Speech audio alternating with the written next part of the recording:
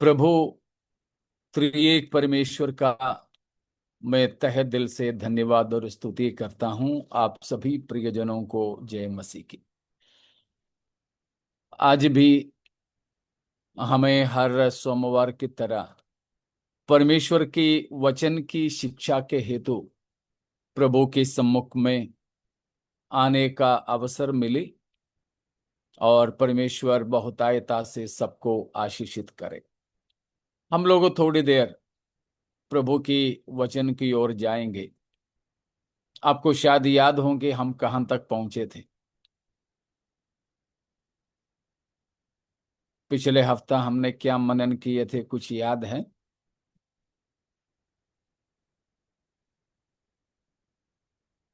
जो परमेश्वर से प्रेम नहीं रखते और जो परमेश्वर से प्रेम रखते उनके लिए वो वचन कैसा है, इसके बारे में सीखे। ठीक है। और किसी को और कुछ बोलने के लिए है?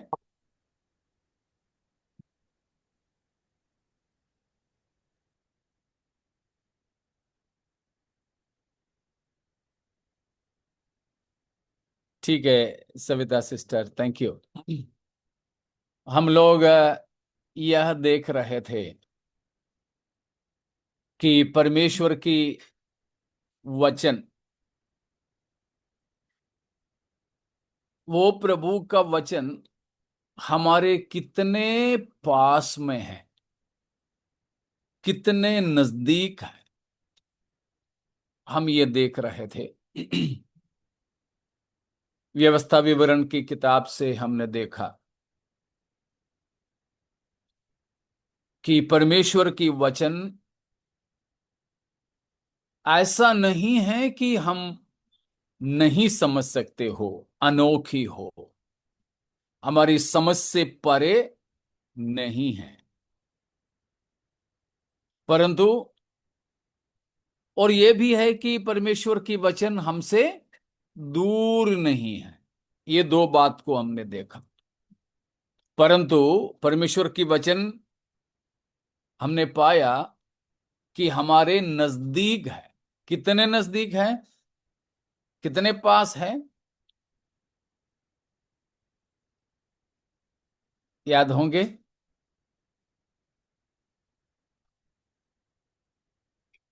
हमारे मन और मुंह में ही है। हाँ, हमारे मन या हमारे हृदय और हमारे मुख में ही परमेश्वर अपना वचन को दी है। उतना पास है, उतना नजदीक है। परमेश्वर हमें अपना वचन दिया है। तो उस प्रभु के वचन के साथ हम क्या करें, ये भी हमने देखा।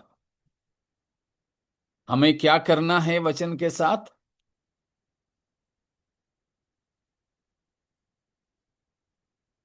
उन्हीं भागों में से हम देखे थे, व्यवस्था विवरण 30 में से और 29 में से। 29 का 29 भी और 30 का 11 से 14 तक भी वचनों को हम देख रहे थे पिछले हफ्ता। तो परमेश्वर की वचन के साथ हमें क्या करना है?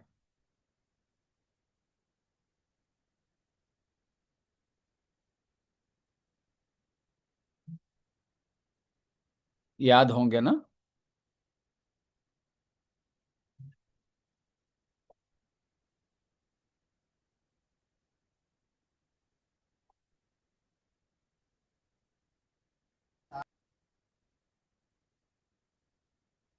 उस वचन में तो लिखा है, 29 का 29 पढ़िए। वो तो बातें हमारे परमेश्वर यहोवा के वश में है, परंतु जो प्रकट की गई है वे सदा के लिए हमारे और हमारे वंश के वश में रहेगी, इसलिए कि इस व्यवस्था की सब बातें पूरी की जाए। सब बातें पूरी की जाए, मतलब पूरी करने का मतलब है वचन को मानना। परमेश्वर की वचन की सभी बातों को हमें मानना है। और 30 का 11 से 14 तक भी क्या बताया था, क्या करना है, हम क्या करें? और एक दफे पढ़िए। देखो, यह जो आज्ञा मैं आज तुझे सुनाता हूँ, वे न तो तेरे लिए अनोखी और न दूर है, और न तो यह आकाश में है कि तू कहे, कौन हमारे लिए आकाश में चढ़कर उसे हमारे पास से आए और हम और हम और हमको सुनाए कि हम उसे माने। और न यह समुद्र पार है कि तू कहे, कौन हमारे लिए समुद्र पार जाए और उसे हमारे पास ले आए और हमको सुनाए कि हम उसे माने। परंतु यह वचन तेरे बहुत निकट, वरन तेरे मुंह और मन ही में है, ताकि तू इस पर चले। तो क्या करना है? इस पे चलना है। उस पे चलना है। उस पे चलने का मतलब बाइबल नीचे रख करके उस पर चलने की बात है क्या? हाँ, कुछ लोग ऐसे सोचते हैं। एक बार एक प्रचारक ने ऐसे किया भी एक बड़ी सभा में। बहुत गलत बात है कि बाइबल नीचे रख के उसके ऊपर खड़ा हो गया एक आदमी। अविश्वासी नहीं, प्रचारक ने। बहुत गलत बात। तो परमेश्वर की आज्ञा या वचनों पर चलने का मतलब बाइबल नीचे रख के उस पर पांव रख के चलने की नहीं। ऐसे कोई गलत फहमी किसी को नहीं होना। मुझे मालूम है आप किसी को ऐसा नहीं है, फिर भी मैं बता रहा हूं। ऐसा कोई गलत ना सोचे। परंतु परंतु परमेश्वर की वचन पर चलने का मतलब वचन के आधार पर का एक जिंदगी बिताना। हमारे जीवन परमेश्वर की वचन के ढांचे में ढलना चाहिए। हमारे जीवन परमेश्वर की वचन के अनुसार होना चाहिए। हमारे जीवन की सारासर बातें, सब कुछ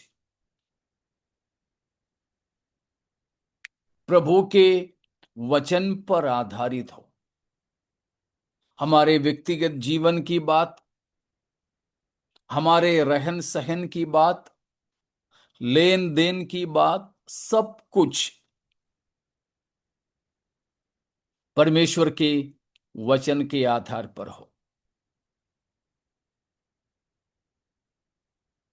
उसके लिए परमेश्वर ने अपना वचन हमें दिया है, बहुत करीब, बहुत नजदीक। तो ये परमेश्वर की वचन इसीलिए हम पढ़ते जाएं, सीखते जाएं। तो उसी के साथ साथ आज हम देखेंगे, उसी विषय से लगा लगा कि प्रभु की वचन के साथ हमारे बर्ताव, परमेश्वर के वचन के साथ हमारा बर्ताव कैसा हो। पढ़ेंगे 2 तिमुथियुस 3 अध्याय की 14 और 15 वचन। 2 तिमुथियुस 3 का 14 और 15। पर तू उन बातों पर जो तूने सीखी है और विश्वास किया है, यह जानकर दृढ़ बना रह कि तूने उन्हें किन लोगों से सीखा है, और बचपन से पवित्र शास्त्र तेरा ज्यादा हुआ है, तो तुझे मसीह पर विश्वास करने से उद्धार प्राप्त करने के लिए बुद्धिमान बना सकता है।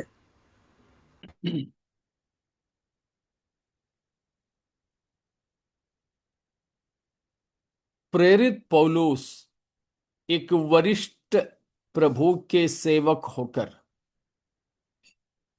मसीह में उनका आत्मिक पुत्र तिमुथियुस के लिए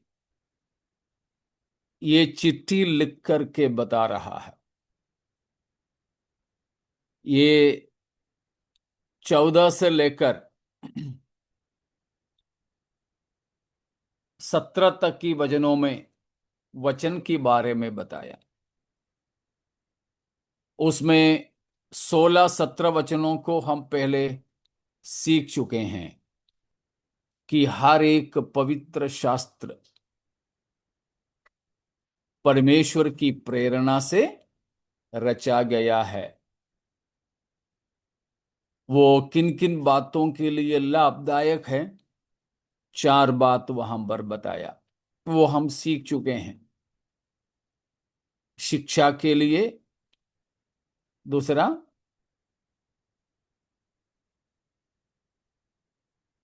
16वां पद है मैं जो बता रहा हूं, जो समझाने के लिए, समझाने के लिए, तीसरा सुधारने के लिए चौथा और उपदेश के लिए। आ, वही तो पहला बोल दिया था।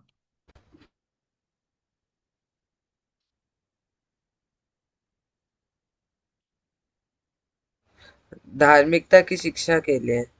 हाँ, धार्मिकता की शिक्षा। तो ये 4 काम परमेश्वर की वचन से होना चाहिए। अब हम ये देख रहे हैं कि हम वचन के साथ क्या काम करें, हमारे बर्ताव क्या हो, हमारी प्रतिक्रिया क्या हो, वो है 14 और 15 पदों में हमने अभी देखा है। वहां पर क्या क्या बताया है? तुम स्वयं उन शिक्षाओं में जो तुमने प्राप्त की तथा जिनके विषय में तुम आश्वस्त हो चुके हो, स्थिर रहो। कि देखो, आपकी बाइबल में, मैंने मेरे पास जो बाइबल है उसमें से पढ़ा, आपका जो पुराना वर्षन है उसमें कैसे दिया है? 14वीं वचन, पर तू उन बातों पर जो तूने सीखी है और विश्वास सीखी किया है, है।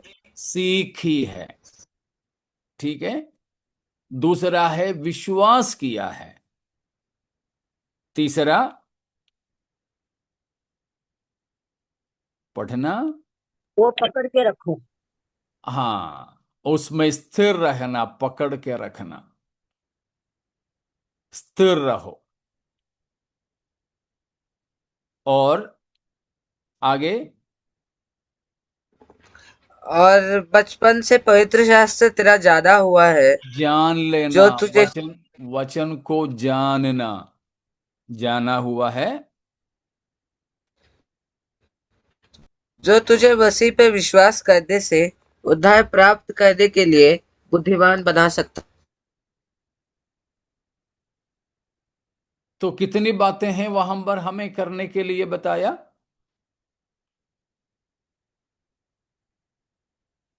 क्या क्या बातें हैं?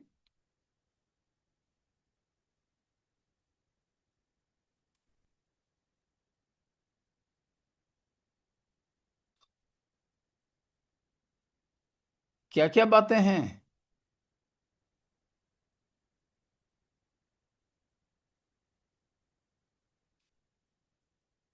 अभी मैंने बोला था ना, एक एक बात पट पट करके, रोहन। सीखी जो बातें हमने सीखी है, मतलब सीखना है, सीखना है, विश्वास करना है, विश्वास करना है, दृढ़ बना रहना है, स्थिर उसमें रहना है, दृढ़ बना रहना है, जानना है, जानना है, और बुद्धिमान बनना है। हाँ, बुद्धिमान हमें वो बना देता है, वो फल है। तो ये 4 काम हमें परमेश्वर के वचन के साथ करना है। ये 4 हमारे साथ होना है, या हम ये 4 बात करना है, तो उसमें पहले, इन चारों से पहले एक चीज और होना है, वो वहां लिखा नहीं है। इसीलिए नहीं लिखा कि उसकी बिना ये चारों कर नहीं सकते। वो क्या है?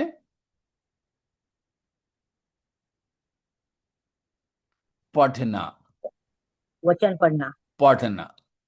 अगर पढ़ नहीं पाओगे तो क्या कर सकते हैं?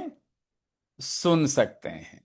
हाँ, तो सबसे पहला, वहां लिखा नहीं तो भी लिखा हुआ सा, परमेश्वर की वचन को हमें पढ़ना है या सुनना है, ये दोनों चाहिए। पढ़ना या सुनना, फिर उसको सीखना, तीसरा प्रतीत करना, विश्वास करना, चौथा उसमें बने रहना या स्थिर रहना, और पांचवा वचन को जानना। तो इतनी बातें जब होगा तो हमने अभी तक सीखा हुआ वचन मानना या वचन पर चलने वाली बात हो सकता है। तो हमें चाहिए परमेश्वर की वचन के साथ ये 5 बर्ताव हम करें। ये 5 बर्ताव, इनमें से हम कितने बात करते हैं?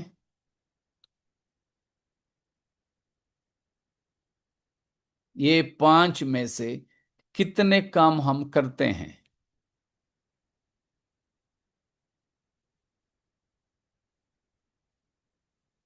जल्दी जल्दी।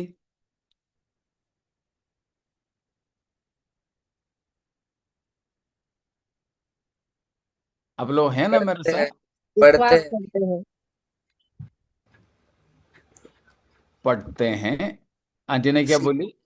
विश्वास करते हैं विश्वास करते हैं। और स्थिर भी बने रहते हैं बने रहते हैं। और ठीक उसको है। सीखने की कोशिश करते हैं। सीखने की कोशिश करते हैं, जरूर। Praise God. हमको सबसे आसान क्या है इसमें से?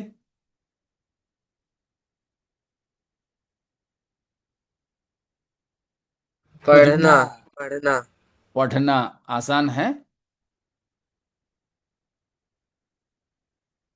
संघर्ष तो नहीं होता पढ़ने के समय में, या पढ़ने के लिए जब आते हैं तो ऐसे कोई संघर्ष तो नहीं होता?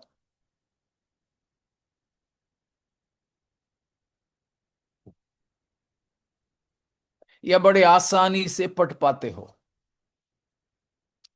हमारे ध्यान कहीं विचलित तो नहीं होते? होता है। होता है।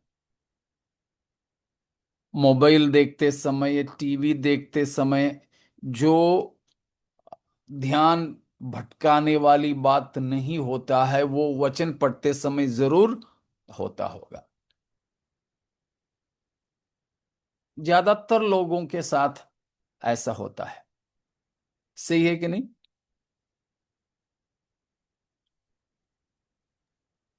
सही है।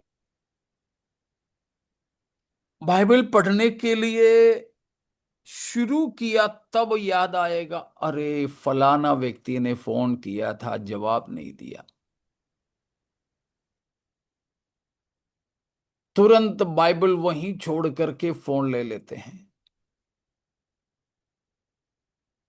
ठीक है, वो निपटा के फिर बैठा, फिर 2 लाइन पढ़ा, 2 आयत पढ़ा, तो दूसरी बात याद आती, अरे हमारे ध्यान को विचलित करने के लिए, भटकाने के लिए दुश्मन की बहुत कोशिश होती है प्रभु की वचन पढ़ने और सुनने के समय। शैतान का बहुत नफरत परमेश्वर की वचन के साथ होता है। मसीही जीवन के सबसे महत्वपूर्ण दो अभ्यास हैं। मसीही जीवन के सबसे महत्वपूर्ण दो परिचय है। मसीही जीवन के सबसे महत्वपूर्ण दो अनुशासन है। आपको मालूम है, एक है व्यक्तिगत प्रार्थना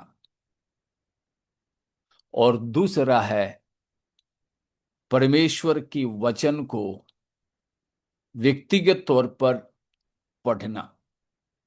पढ़ने में ये पूरे पांचों बात आ जाती है।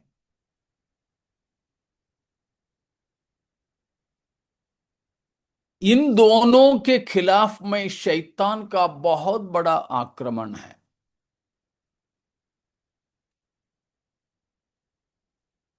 परमेश्वर की वचन पढ़ना और व्यक्तिगत प्रार्थना करना।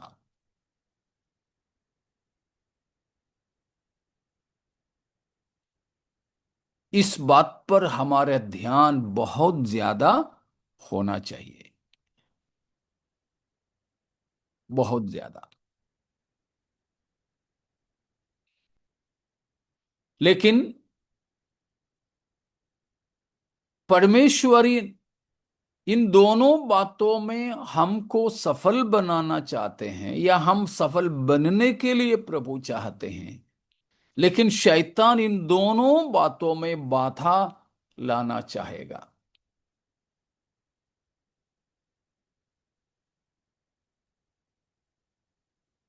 इससे पहले भी मैंने आपको बताया था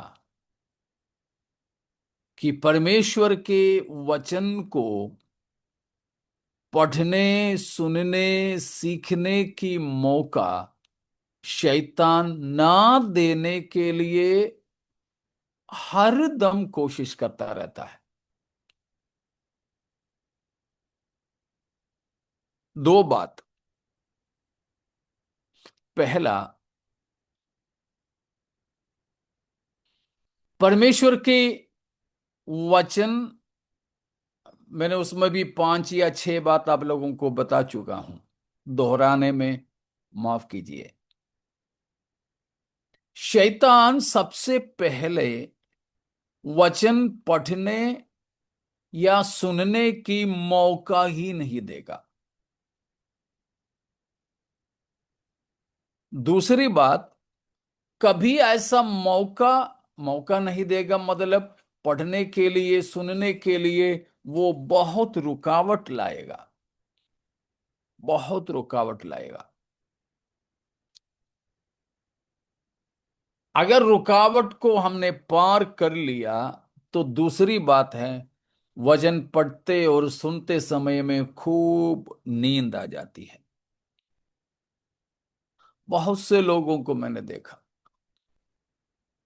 पूरी रात चाहे तो लोग जाग सकते हैं, लेकिन वचन सुनना सुनाना शुरू कर दिया तो नींद आ जाती है, सुला देता है। अगर शैतान सुलाया भी नहीं तो घुमाने ले जाता है। अभी तो आप लोग वीडियो बंद करके रखा है तो मैं आपको देख नहीं पा रहा हूं, नहीं तो जब आमने सामने देखते हैं तो कई सारे लोग हैं बिना टिकट की यात्रा कर लेते हैं। बिना टिकट की यात्रा समझ गए ना?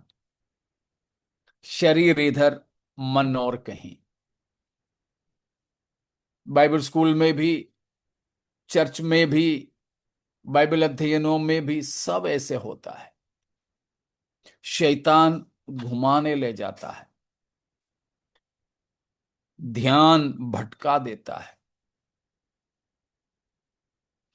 ये शैतान का काम है। तो मौका नहीं देता, सुलाता और घुमाने ले जाता। चौथा, अगर घुमाने के लिए लेकर नहीं गया तो चौथी बात लोगों में ये होता है बैठते तो है ऐसे देख के प्रचारक की ओर, बाइबल पढ़ते तो है लेकिन कुछ भी पल्ले नहीं पड़ते, कुछ समझ में नहीं आता, समझ में ही नहीं आता। वो किसको है मैं बाद में बताता हूं।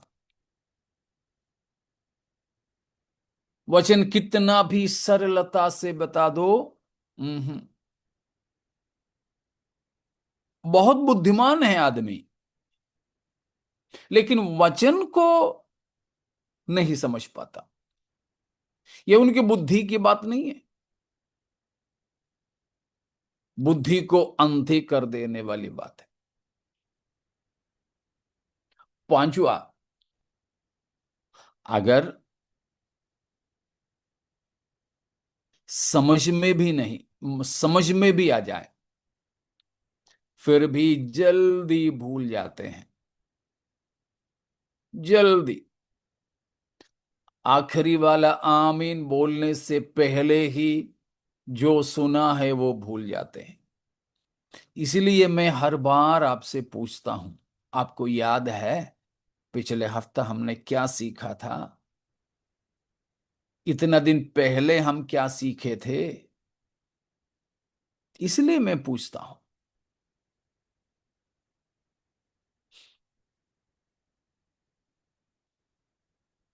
तो भुला देता है शैतान, उसके लिए भी मैं बताना चाहूंगा।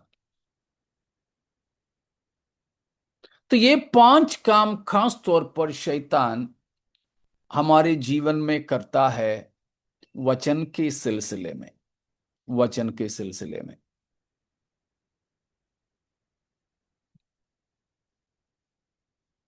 इन 5 में से कुछ आपके साथ होता है?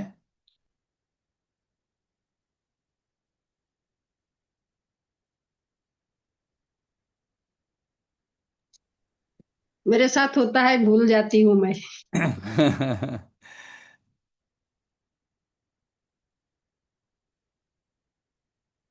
और किसी के साथ ऐसे कुछ नहीं होता ना? किसी किसी के साथ ये पांचों ही हो जाते हैं, किसी के साथ इसमें से कुछ कुछ, क्योंकि शैतान हमेशा इस कोशिश में रहता है। अब भूलने वाली बात, अब दो बात, आखिरी वाला 2 चीज मैं उठा करके बताऊं। परमेश्वर की वचन अगर समझ में नहीं आता है तो क्यों और किसको समझ में क्यों नहीं आता है और किसको नहीं आता है? अब बोलिए ना। से कि परमेश्वर हमसे बात कर रहा है ऐसे समझ के पढ़ा तो थोड़ा समझ में आता है कि परमेश्वर क्या बात करना चाहता है। ऐसे पढ़े तो मैंने मैंने ये पूछा, वचन किसको समझ में नहीं आता है, कौन नहीं समझ पाता है? जो ये परमेश्वर का वचन है करके पढ़ते नहीं, ठीक है, तो समझ में नहीं आता होगा। ठीक है।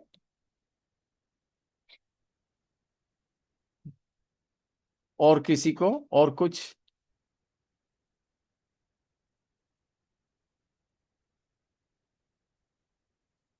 तो पढ़ लीजिए, दूसरा कुरिन्थियों 4 का 1 से लेकर दूसरा कुरिन्थियों 4 का 1 से लेकर। इसलिए जब हम पर ऐसी दया हुई कि हमें सेवा मिली, तो हम हियाव नहीं छोड़ते, परंतु हमने लज्जा के गुप्त कामों को त्याग दिया और न चतुराई से चलते और न परमेश्वर के वचन में मिलावट करते, परंतु सत्य को प्रकट करके परमेश्वर के सामने हर एक मनुष्य के विवेक में अपनी भलाई बैठाते हैं। परंतु यदि हमारे सुसमाचार पर पर्दा पड़ा है, तो यह नष्ट होने वालों के ही के लिए पड़ा है, और उन अविश्वासियों के लिए जिनकी बुद्धि इस संसार की ईश्वर ने अंधी कर दी है, ताकि मसीह, जो परमेश्वर का प्रतिरूप है, उसके तेजो में सुसमाचार का प्रकाश उन पर न चमके। अब इतने भागों से मेरा प्रश्न का कुछ उत्तर मिला। किसको परमेश्वर की वचन समझ में नहीं आता है और क्यों नहीं आता है? कुछ है समझ में आए इसके बारे में? इनको आत्मिक आंखें या आत्मिक समझ, परमेश्वर के साथ लगाव, या परमेश्वर जो बात कर रहा है वो समझने के लिए मिलता है उनको। वहां लिखा है ना, किसको नहीं आता है समझ में। नष्ट होने वालों के लिए और अविश्वासियों के लिए। तीसरा वचन में लिखा है। सविता सिस्टर, आप मराठी में भी पढ़ लीजिए तीसरा वचन।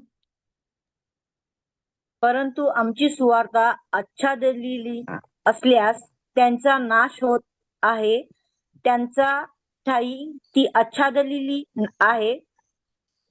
म्हणजे उनके वो सुवार्ता के ऊपर आच्छादन यानी ढक्कन बंद बंद। हाँ, तो उससे पहले दिया है ना, किन के हाँ, लिए हैं? जो तद नष्ट होते हैं, नाश होने वालों के लिए। हाँ, ठीक है। तो दो बात है वहां पर। किनको समझ में नहीं आता वचन? पहला, जो नष्ट होते हैं उनको नहीं आएगा समझ में। आप कितना भी उन्हें समझाओ, उनको समझ में नहीं आएगा। जो नाश होने वाले हैं, जो नष्ट होने वाले हैं। और दूसरा, अविश्वासियों के लिए, वो भी सभी अविश्वासियों के लिए नहीं, उन अविश्वासियों के लिए जिनकी बुद्धि शैतान ने ढक करके रखा है, बंद करके रखा है। अगर शैतान ने किसी की बुद्धि को बंद करके रखा है, वे कौन है? नाश होने वाले हैं, नाश होने वाले हैं।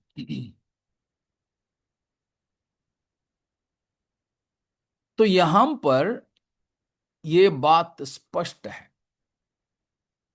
परमेश्वर की वचन अगर किसी को नहीं आता समझ में, हमने पिछले हफ्ता सीखे, आज भी पढ़े व्यवस्था विवरण से, कि परमेश्वर की वचन अनोखा नहीं है, यानी समझने के लिए कठिन नहीं है, कठिन नहीं है।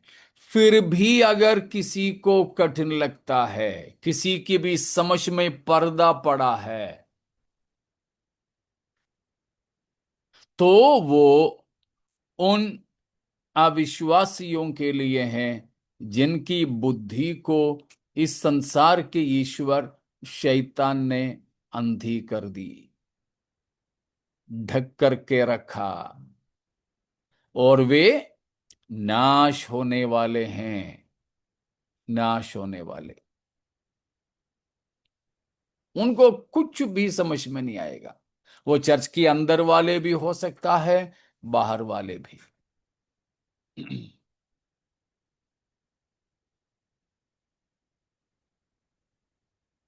इतना समझ में आ गया? इतने में कोई शंका है तो पूछिए।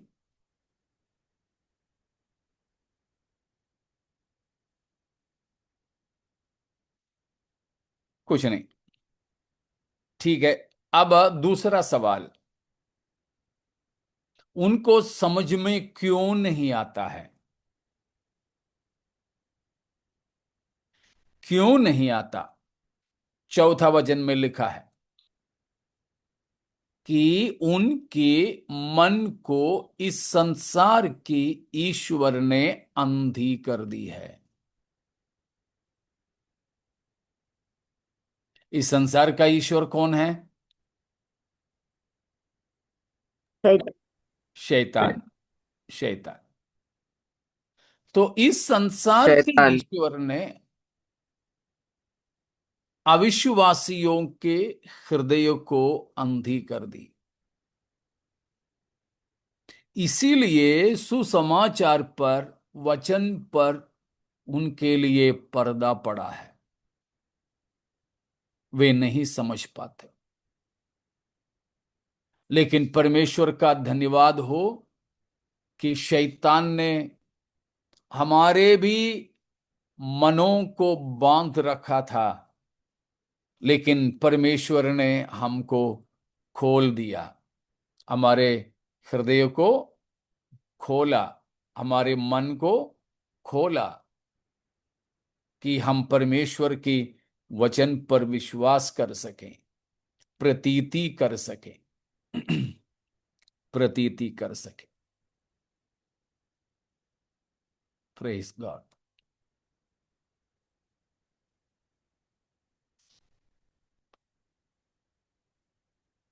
इतना समझ में आ गया? इतने में कोई शंका है?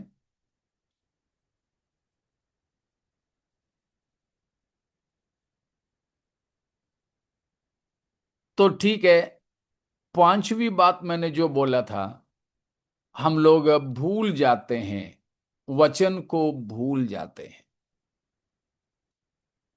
हाँ, कुछ लोगों का तो आम तौर पर भुलक्कड़पन की बीमारी बोलो, आदत बोलो तो है।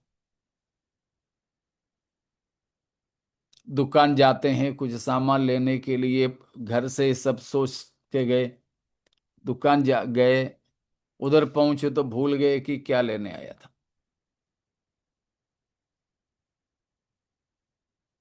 ऐसे भूलने की बात कुछ लोगों में है, वो आम तौर पर की बात है।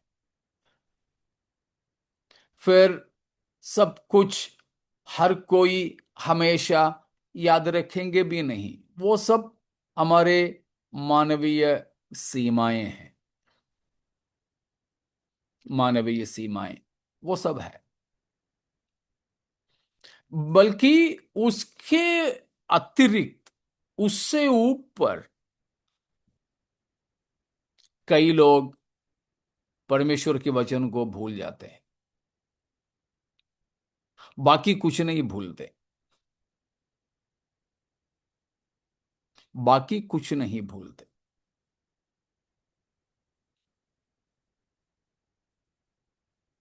वचन ही भूलते हैं। उसका क्या कारण है? परमेश्वर की वचन ऐसे भूल जाने का क्या कारण है?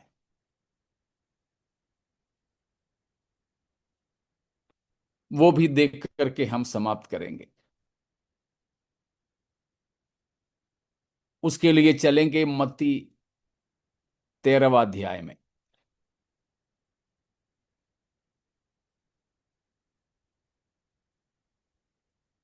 उसका 3 और 4 को पढ़िए। मत्ती और 13 उसने का उनसे 3। दृष्टांतों हाँ, मत्ती 13 का 3 और 4। हाँ, पढ़ो बेटा। और उसने उनसे दृष्टांतों में बहुत सी बातें कही। एक बोने वाला बीज बोने निकला। बोते समय कुछ बीज मार्ग के किनारे गिरे और पक्षियों ने आकर उन्हें चुग लिया। पक्षियों ने आकर बीज को चुग लिया। कहाँ गिरी बीज? कहाँ गिरी? मार्ग के किनारे। मार्ग के किनारे में।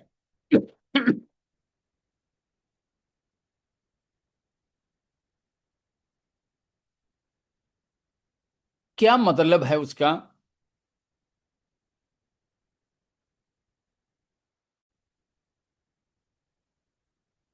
उसकी 18 और 19 को पढ़िए।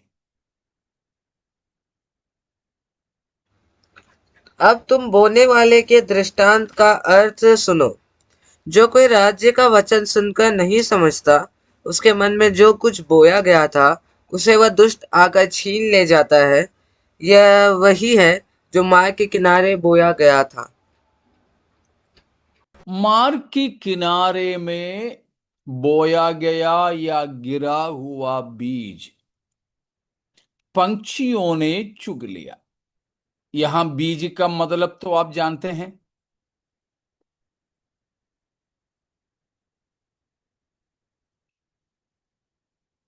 बीज का मतलब वचन। वचन। वचन। बोने वाला प्रभु यीशु मसीह। अभी मैं हूं। जो भी हमें वचन सुनाता है वो है बोने वाला। उस समय प्रभु यीशु मसीह था। अभी भी यीशु मसीह है, लेकिन हमारे जैसे लोगों के द्वारा प्रभु करता है। यह हम पढ़ ही लेते हैं। तो वचन बोने वाला, और ये कितनी भूमि है जहां बीज गिरा था? कितने प्रकार के जमीन पे बीज गिरा? 4। 4। कौन कौन सा? मार्ग के किनारे में, पथरीली भूमि में, झाड़ियों के बीच में, हम्म। झाड़ियों में बोया गया था, और एक अच्छी भूमि में। अच्छी भूमि। ऐसे 4 जमीन पे, 4 प्रकार की धरती पे, मिट्टी में बीज बोया गया। वो 4 प्रकार की जो मिट्टी का मतलब क्या है, या 4 प्रकार की जमीन का क्या मतलब है? हमारा हृदय। 4 हमारा प्रकार के जीवन। हाँ, हमारे जीवन या हमारे हृदय। उसमें पहला है मार्ग की किनारा। वहां गिरा हुआ बीज पंछियों ने चुग लिया। अर्थ हमने सुना 18-19 में, 19 और 20 में, कि वचन सुनते हैं लेकिन दुष्ट उसको तुरंत ही हृदय से उठा ले जाता है। ऐसा कारण क्यों ऐसे हो जाता है? क्योंकि हमारे मन, हमारे जीवन सबके लिए खुला छोड़ दिया है।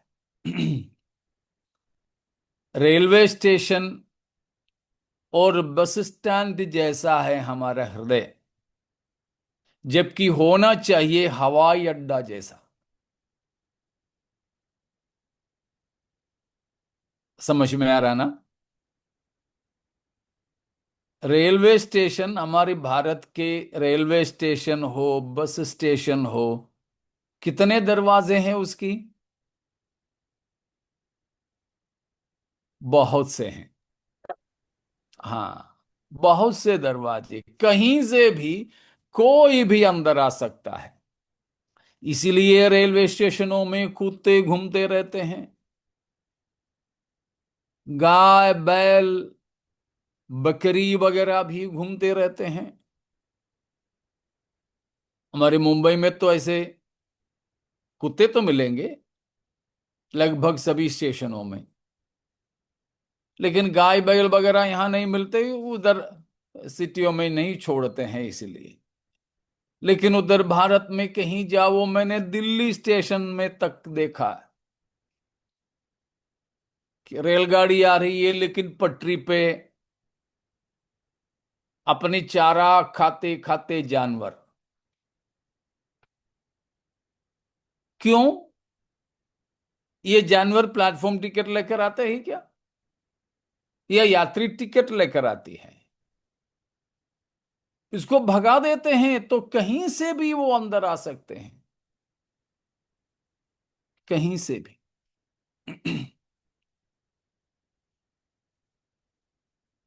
कल परसों मैंने केरल वाला एक खबर अखबार में पढ़ा।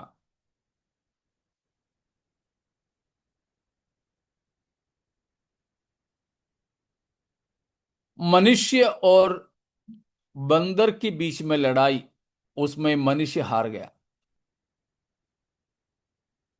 एक बुजुर्ग आदमी का घर बंदर पूरा तोड़ दिया। कवेलू था, पूरा कवेलू तोड़ दिया। नया डाला, नया भी तोड़ा। आखिरी में वो आदमी घर छोड़ के भाग गया। तो इस तरह वो कहीं से भी आ सकता है, अंदर की सब बातें चुरा ले जाता है। इस तरह शैतान के लिए खुला हुआ दिल जब होता है, तो शैतान कहीं से भी हमारे अंदर आके वचन रूपी बीज को उठा ले जाता है। लेकिन हवाई अड्डा देखो, रेलवे स्टेशन जाने की जैसे हम अंदर जा सकेंगे? नहीं। वहां यात्री टिकट की बिना, नहीं तो अंदर काम करने वाले हैं तो उनकी आई कार्ड की बिना, परिचय पत्र की बिना अंदर नहीं जा सकते हैं। एक ही दरवाजा रहता है। वहां चौकीदार नहीं तो बड़े पुलिस ऑफिसर्स रहते हैं। हर कोई अंदर नहीं जा पाएंगे, आप कितने भी बड़े व्यक्ति हो। उसी तरह हमारे जीवन को संभाले कि शैतान हमारे अंदर आके वचन को चुरा ना ले जाए, क्योंकि हमारे मन कई चीजों के प्रति विचलित है, चिंता करते रहते हैं। ऐसा ना हो। तो आइए आज हम सुने थोड़ा सा समय में वचन के अनुसार, प्रभु की वचन के साथ ये 5 काम। प्रभु का वचन पढ़ना है, सीखना है, विश्वास करना है, स्थिर रहना है और मतलब उसमें बने रहना है। और 5वां क्या था? शिक्षा पाना। पढ़ना या सुनना, दूसरा सीखना, वही शिक्षा पाना होता है, और तीसरा विश्वास करना, चौथा स्थिर रहना, बने रहना, पकड़ के रखना, और 5वां था दूसरा तिमुथियुस 3 का जानना। हाँ, जानना। जानना। जानना, मन में उसको बनाए रखना, जानना। तो इस प्रकार हमें करने के लिए आगे अपने जीवन प्रभु ही के लिए समर्पित रहें, अन्य किसी बातों में नहीं। आइए अपने आप को समर्पण करके हम प्रार्थना में जाएंगे। परमेश्वर इन वचनों के द्वारा हमें आशीषित करें।